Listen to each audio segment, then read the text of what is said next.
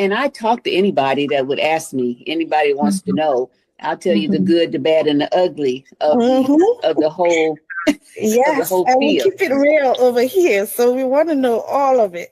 Right, right. And so Yeah. there is, there is the good and the bad and the ugly. The good part Mhm.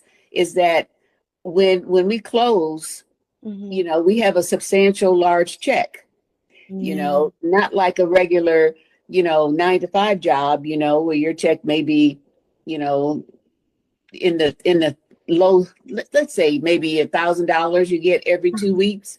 Mhm. Well, when the real estate, when we get paid, we're in the thousands. Oh, you wow. know we're a minimum of $2,000, and they could go up high Mhm. depending on the size of the